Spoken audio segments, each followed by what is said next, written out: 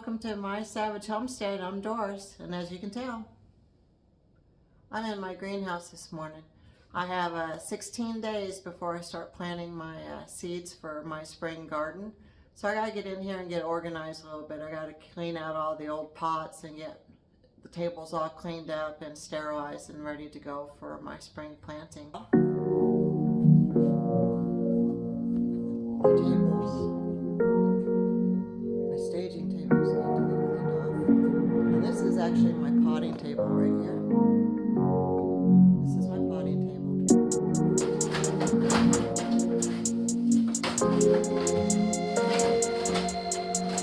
Okay, got everything jumped out and organized. Everything's back up against each other. Stacked nice where they belong.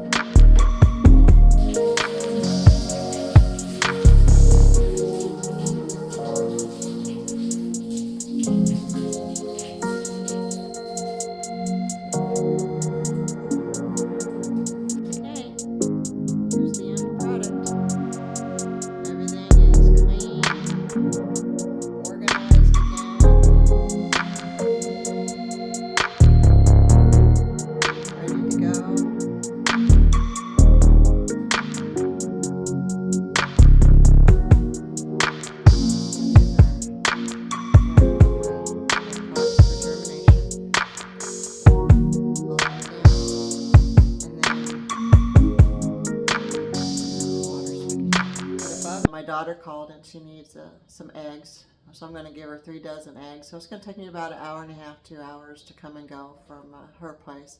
I'm going to wash me some eggs this morning for my daughter, and I'm going to, while I'm cleaning them, I'm going to do the float test on them to make sure that she's getting the freshest eggs that I can give her. I don't wash my eggs when I take them out, because I want to keep that bloom on my eggs. It keeps your eggs fresher. So if you took your eggs and say like this was dirty and you washed it, well, you shorten the lifespan in your fridge. You rub the bloom off, the protective layer that the chicken does on its egg when it pushes it out. So I'm going to put all these in here and see if I got any floaters. And if I do, they go to my pigs. Pigs can handle spoiled eggs. Something about their gut enzymes doesn't allow the illness that we get when we eat a spoiled egg. Okay, looks like everyone is on the bottom except for, I got a floater. It's that one. I got 2 floaters. This one's bad. So that one's gonna go to my pig. So let me look at the other ones. They're all sitting on the bottom. So that tells me they're a good egg. So I'm just going to clean my eggs, and I use this. It's only used for my eggs. It's not used to scrub a pan or anything, and if anybody in the house does that, they're a dead man. This is only for my eggs, and I got Mr. Merlin here. I do have one of these, an egg washer, an egg cleaner, but I've gotten so used to this that I just keep going back to this brush. So I'm just going to clean up the egg.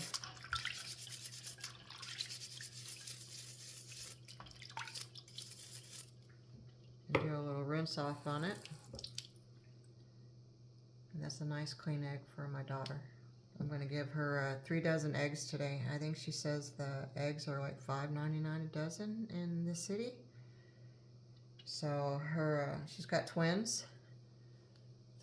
They're going to be 4. They're coming up here next month. She has 2 twin daughters that are 4. And then my other granddaughter is 7. And she says they go through eggs like crazy. So I'm going to clean up these eggs. I already sorted out the floaters. I got half chicken and half duck in here. And I'm just gonna put them over here on a dry towel. And then I'll store them.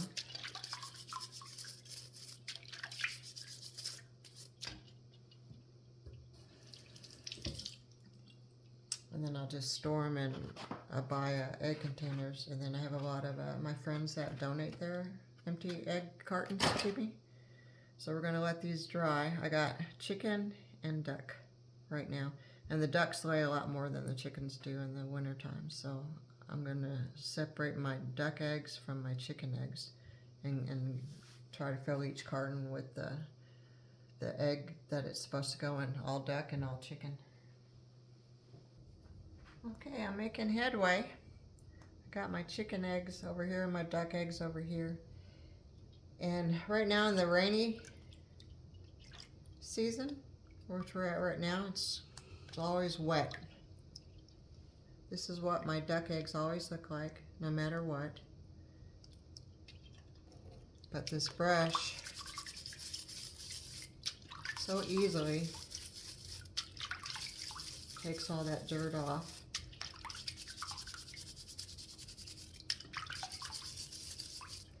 And this is how you can tell your ducks have a lot of calcium, because I'm rubbing hard on this egg. And I didn't break it. You see how clean it is?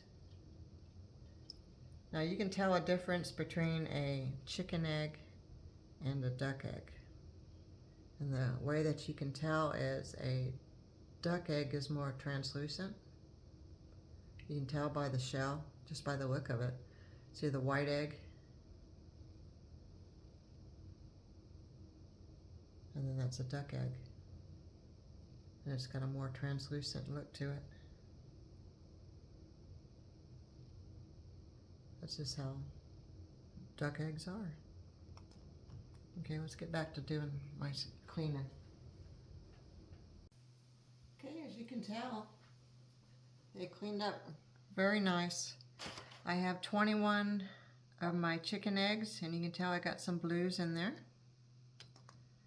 And I have 29 duck eggs, so my daughter needs 3 dozen, so 36, so I'm still good at 14 eggs for us for the next couple of days until my animals start, my chickens and ducks start laying eggs. I keep ducks solely for the reason that they always produce in the wintertime when your chickens are slowing down, and sometimes they'll even stop because they're molting or they're trying to conserve energy, where if they shiver, they don't produce eggs. They're trying to keep their body heat up so you don't get any eggs. So this is why I keep ducks give me eggs year round. I have 5 female ducks out there right now, and I'm getting 3 of them that are producing continuously, so I'm not worried about the eggs. So my daughter needs 36. So what it looks like is I'm going to give her a dozen of the chicken eggs, and then I'm going to give her 2 dozen of my duck eggs. And they all were staying on the bottom, so that tells me that they're fresh. If they stand up while they're still on the bottom, they're about a week old, and if they're floating, get rid of them, because that means that they're already fermenting inside the shell and gases are building up, and it floats it to the surface of the water. So I'm going to do 3 dozen for my daughter and get ready to go and give those to her. So there you have it. I have 3 dozen eggs for my daughter. She's got duck, and chicken. And then this is what was left over. So these are going to be for hubby and I for the next week until we get another dozen eggs from the chickens. And well, my turkeys aren't producing yet, but my ducks. So off these go. Load these up in the car, and I'm going to take these over into the city and then give them to my daughter.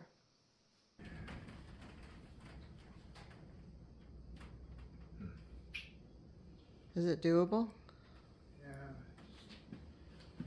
Kind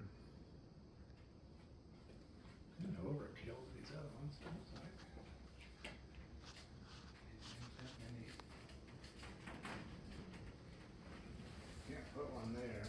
That's right where that needs to go.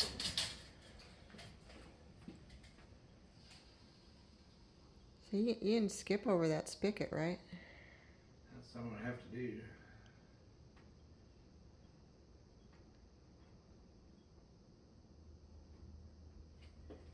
Yeah, I just. Sure why I did this. I think we were going to have something coming out of there at one time, and then we didn't.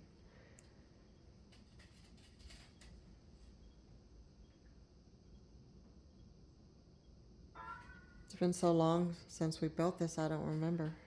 It's been 4 years.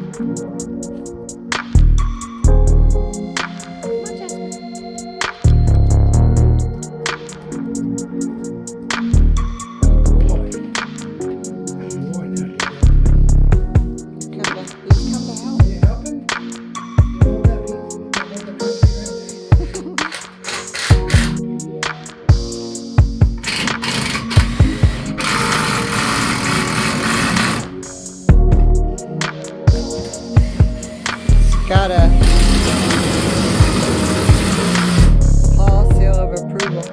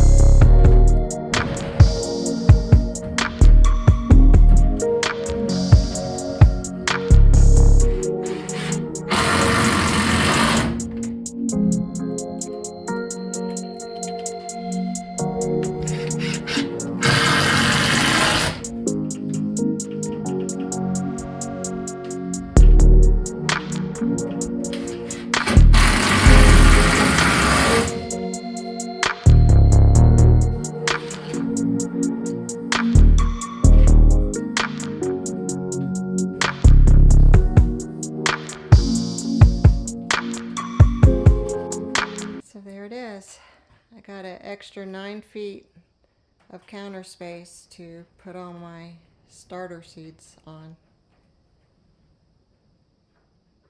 My husband surprised me today. He's making dinner. And when he makes dinner, he makes a really good dinner. So today he's going to be making some pork loin. And it's his secret recipe, and he's going to be sharing it here on this channel. So I can't wait, because after all this hard work today, I'm going to have a really good dinner tonight that my husband made.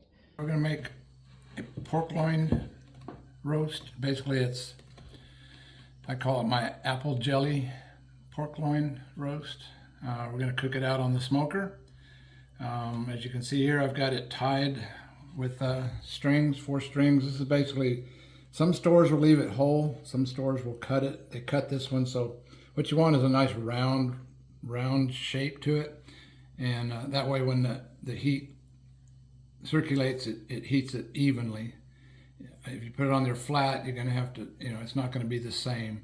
I like to cook it in the round like that. So that's basically the piece of meat. So the sauce that I use apple jelly. You can use any brand you want. This just happens to be our local market here. Any of them work.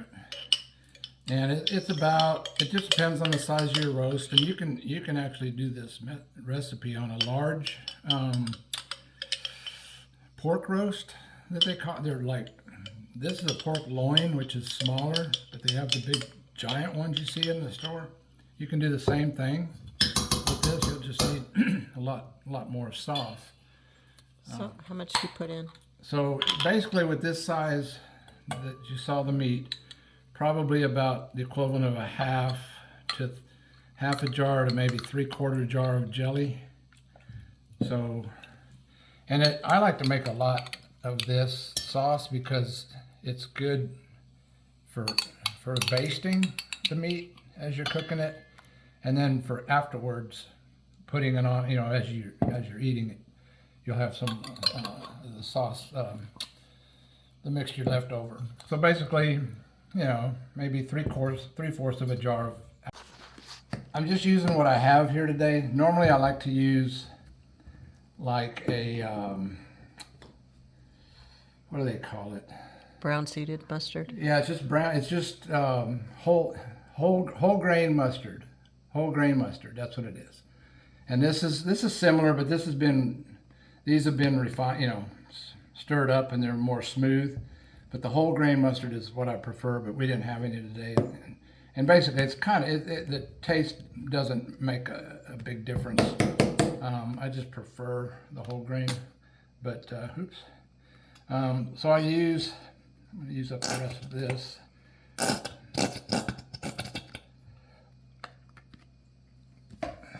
And then I got a little more Dijon I'm going to use up. These are almost empty, so I'm just going to go ahead and use them. Use them up. You're looking at what, 1/4 of a cup, 1/2 cup? Well, it depends on the amount that you make. I mean, it probably, I would say,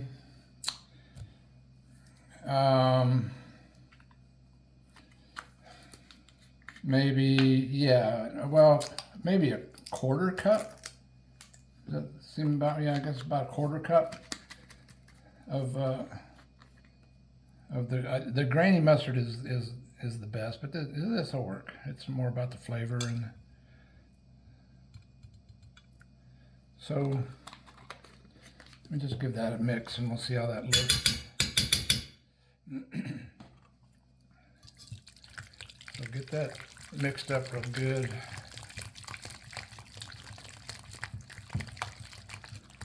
Yeah, that's plenty. So maybe, I would say a 1/4 cup for 12 ounces of jelly, 1/4 cup of mustard, grainy mustard. Make sure it's grainy mustard, not just plain yellow. So now I'm going to add about 2 tablespoons of chopped garlic. Now you can use just fresh garlic. I would use a whole. Probably a clove, at least a clove. So you can see that's about good. Mix that up real good. And I'm going to add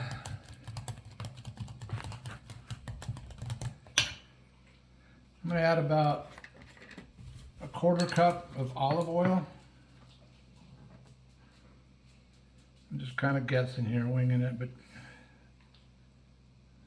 so yeah, about there.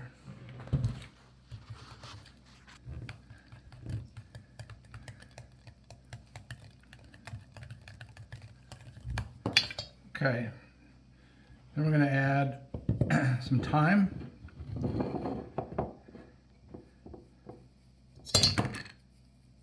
So I would say a teaspoon of thyme. This is our fresh thyme out of our garden. I got to grind it up a little bit. So I'd say maybe a teaspoon. And then I'm going to put about the same amount of black pepper, about a 1/2 teaspoon of black pepper. And I'm just kind of guessing here, but it's just to your own taste. If you like a lot of pepper, you can put more or less. A little bit of salt, not a whole lot. Probably not even a 1/4 teaspoon of salt. And then just going to mix that up. You want to get it really, it's kind of lumpy, so you want to give it a good stir with a whisk or something. Get it chunks out of it.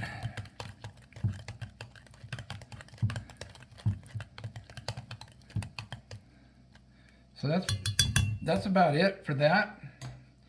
And now there's 2 ways. Like some use a smoker, so I can kind of set it and forget it, the meat part. You can do it on like a Weber grill or any kind of charcoal grill. What you want to do is, if you're going to use just a regular barbecue grill, go ahead and put some of this on the meat, put it on all sides, put it on your grill and get it really, and sear the meat on all sides. Get it, you know, a couple of minutes of real hot on all 4 sides. Keep rolling the meat till you get a good crust on it.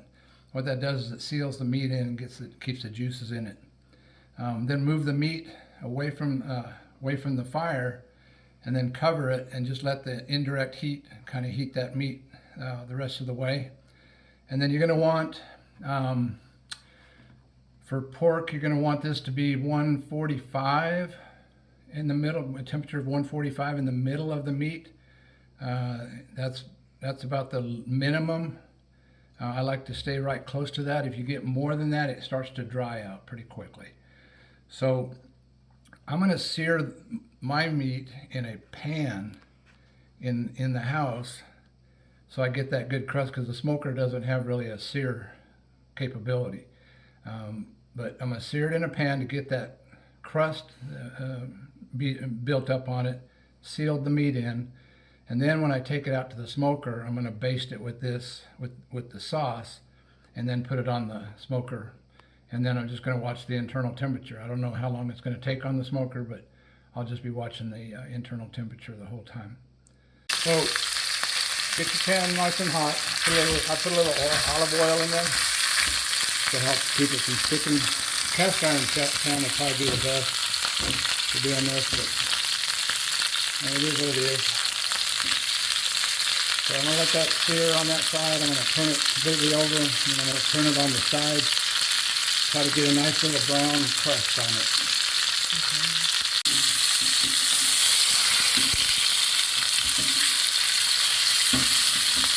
So you get a good browning on it. I'm going to kind of sear that outside. That way it seals it in when it's cooking. You don't lose all your juices on the barbecue. I'm going to have to kind of hold it on its side a little bit so that see if it'll stay. There we go. And do all 4 sides. All right, so we've got a pretty good sear on it, all the way around, all 4 sides. Probably a couple of minutes. It didn't take very long. Now we're going to take this out. Smoker should be about ready. We're gonna put a bunch of our basting sauce on all sides. In fact, I'm gonna do some of that inside, and then periodically I'm gonna put some more on as it's cooking. So, all right, so I'm gonna liberally put some of this basting sauce on it. Cover it up pretty good on one side.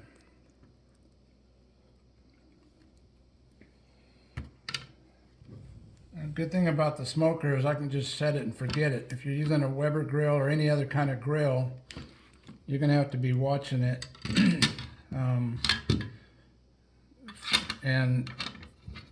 and possibly flipping the meat as it goes. Just depends on how you built your fire. If you can make a pile to one side, it's better. And then that way it's kind of indirect heat. The indirect is a good way to go with this. That way it doesn't burn on one side too much. But as you can see, I put a good liberal coating on it. Just gonna let it sit for a minute, and then we'll go outside and put it on the smoker.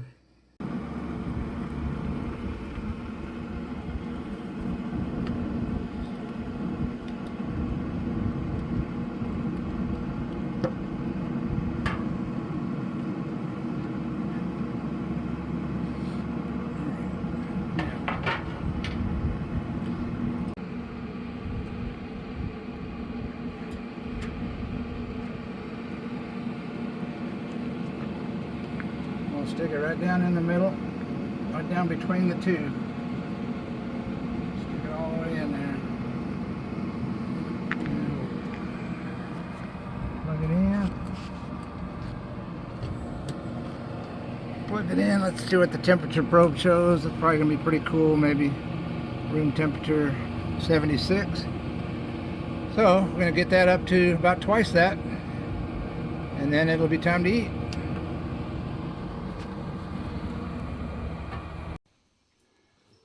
So now I'm just cutting the strings that I used to keep it in a round shape while it was cooking. That way it cooks more evenly.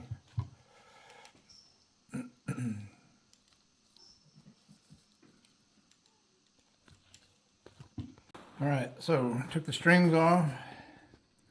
Let's cut this thing open and see what it looks like.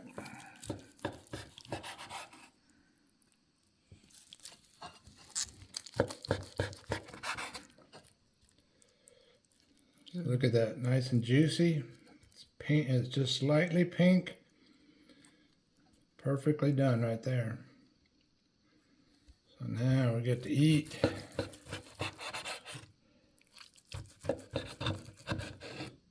Yeah, look at that. That's beautiful. Perfect. And there we have it. Apple jelly pork loin.